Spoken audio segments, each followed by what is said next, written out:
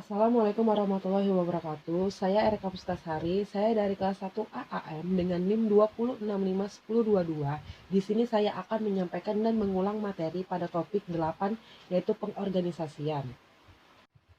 Pengertian organisasi berasal dari istilah Yunani orgnon dan istilah lain organum yang dapat berarti alat, bagian, atau anggota badan. Beberapa penulis menemukan bahwa ada 3 ciri dari suatu organisasi yaitu 1. Adanya sekelompok orang, 2. Antara hubungan dalam suatu kerjasama yang harmonis, 3. Kerjasama didasarkan atas hak, kewajiban, atau tanggung jawab masing-masing orang untuk mencapai tujuan. Organisasi dapat didefinisikan sebagai berikut. 1. Organisasi dalam arti badan, dan 2. Organisasi dalam arti struktur. Organisasi dalam arti badan adalah sekelompok orang yang bekerja sama untuk mencapai suatu atau beberapa tujuan tertentu. Sedangkan organisasi dalam arti struktur adalah gambaran secara skematis tentang hubungan-hubungan kerjasama dan orang-orang yang terdapat dalam rangka usaha mencapai suatu tujuan. Jadi, organisasi dalam arti struktur itu adalah gambar struktur organisasi. Jadi, ada garis penghubung antar kotak itu. Itulah yang menunjukkan kerjasama dalam kelompok. Apabila dilihat dari hakikatnya, organisasi dapat dibagi dalam dua bentuk yaitu organisasi statis dan organisasi dinamis. Organisasi statis adalah organisasi atau wadah di mana administrasi atau manajemen yang dijalankan atau dilaksanakan ini dapat berbentuk struktur organisasi. Jadi organisasi statis ini dalam bentuk struktur organisasi.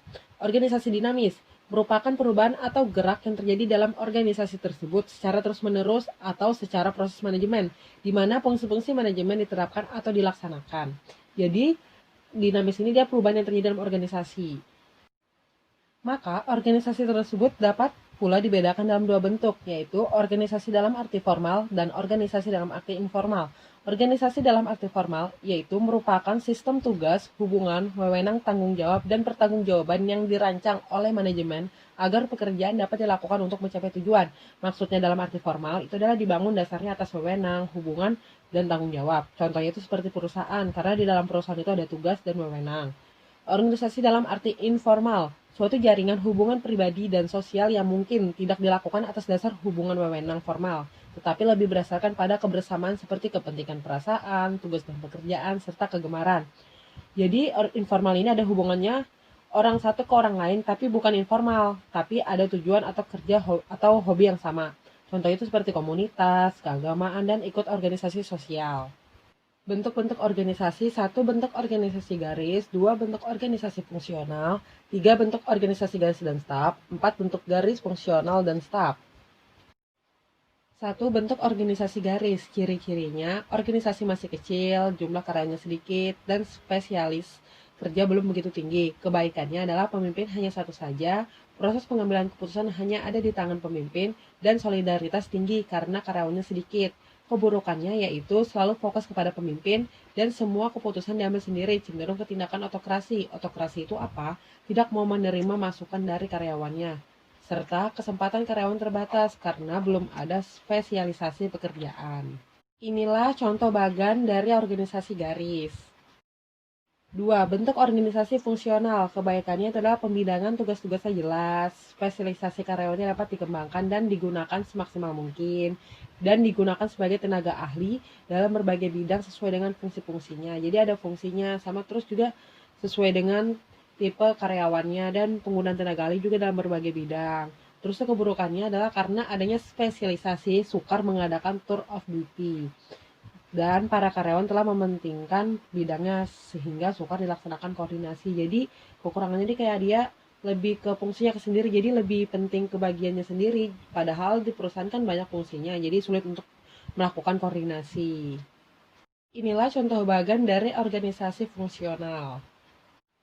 3. Bentuk organisasi garis dan staf.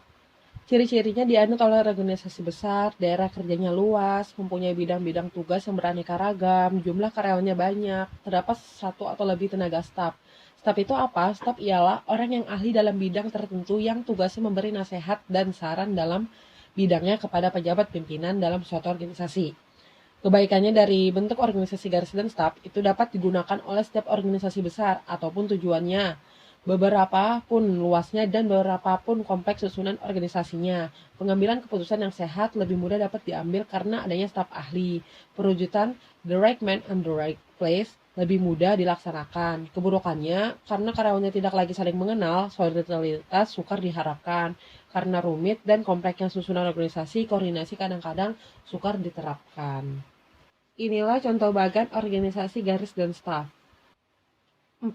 Bentuk organisasi staf dan fungsional. Bentuk organisasi staf dan fungsional merupakan kombinasi dari bentuk organisasi fungsional dan bentuk organisasi garis dan staf. Kebaikan dan keburukan dari bentuk organisasi. Ini adalah sama dengan kebaikan dan keburukan dari bentuk organisasi yang dikombinasikan. Prinsip-prinsip organisasi: 1. Perumusan tujuan yang jelas. 2. Pembagian kerja. 3. Delegasi kekuasaan. 4. Rentang kekuasaan. 5. Tingkat-tingkat pengawasan. 6. Kesatuan perintah dan tanggung jawab. 7. Koordinasi. Prinsip organisasi yang pertama yaitu perumusan tujuan yang jelas. Tujuan adalah hal yang ingin dicapai. Tujuan akan berperan sebagai berikut. 1. Sebagai pedoman ke arah mana organisasi itu akan dibawa. 2. Sebagai landasan bagi organisasi yang bersangkutan. 3. Untuk menentukan macam aktivitas yang akan dilakukan. 4. Untuk menentukan program, prosedur, dan KISMI. KISMI itu apa? Koordinasi, integrasi, simplikasi, sinkronisasi, dan mekanisasi. Prinsip organisasi yang kedua yaitu pembagian kerja. Pembagian kerja dibagi menjadi 5. 1. Pembagian kerja atas dasar wilayah atau teritorial. 2. Pembagian kerja atas dasar jenis benda yang diproduksikan. 3. Pembagian atas dasar langganan yang dilayani. 4. Pembagian kerja atas dasar fungsi. Dan 5. Pembagian kerja atas dasar waktu. Prinsip organisasi yang ketiga yaitu delegasi kekuasaan. 1. Proses delegasi harus mencakup 3 unsur yaitu delegasi tugas, delegasi kekuasaan, dan adanya pertanggungjawaban. Jadi ada delegasi, ada tanggung jawab. 2. Kekuasaan harus mendelegasi diberikan kepada orang yang tepat. Jadi kalau mau delegasikan suatu kekuasaan itu harus kepada orang yang dipercaya. 3. Mendelegasi kepada seseorang harus dibarengi dengan pemberian motivasi. Jadi kita kalau mau mendelegasikan kekuasaan kepada orang lain, kita harus beri motivasi pada yang menerima delegasi dari kita. 4. Pejabat yang mendelegasi kekuasaan harus membimbing dan mengawasi orang yang menerima delegasi wewenang. Jadi yang diberikan delegasi kekuasaan itu tuh harus diawasin sama yang memberinya. Adapun manfaat dari delegasi, yaitu 1. Pemimpin dapat memusatkan perhatian pada pekerjaan. 2. Putusan dapat diambil dengan cepat pada unit yang tepat. 3. Tanggung jawab bawahan dapat dimotivasi sehingga tidak perlu lagi menunggu perintah. 4. Merupakan salah satu cara mendidik bawahan dalam mengemban tugas dan rasa tanggung jawab yang lebih besar. Prinsip organisasi yang keempat yaitu rentang kekuasaan. Rentang kekuasaan itu adalah pemimpin harus memikirkan dulu berapa jumlah bawahan yang bisa dibimbing, diawasi agar bisa berhasil dan berdaya guna. Faktor dalam menetapkan jumlah bawahan yang tepat yaitu 1. Jelas tidaknya wewenang dan tanggung jawab masing-masing orang dalam suatu organisasi. 2. Jalinan hubungan kerja antar bawahan. 3. Kemampuan orang-orang dalam suatu organisasi. 4. Corak pekerjaan. 5. Jarak dan waktu, yaitu tempat pekerjaan dan lamanya pelaksanaan tugas. Prinsip organisasi yang kelima yaitu tingkat-tingkat pengawasan. Berbagai tingkatan dalam organisasi. 1, 2, sampai 3 tingkat disebut organisasi pipi.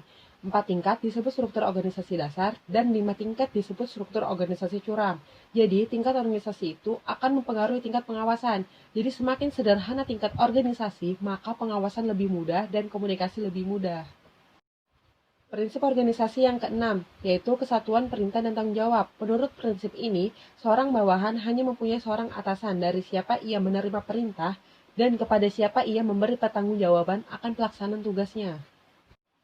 Prinsip organisasi yang ketujuh, koordinasi, usaha mengarahkan kegiatan seluruh unit-unit organisasi untuk memberikan sumbangan semaksimal mungkin bagi pencapaian tujuan organisasi secara keseluruhan. Sekian dari saya, terima kasih.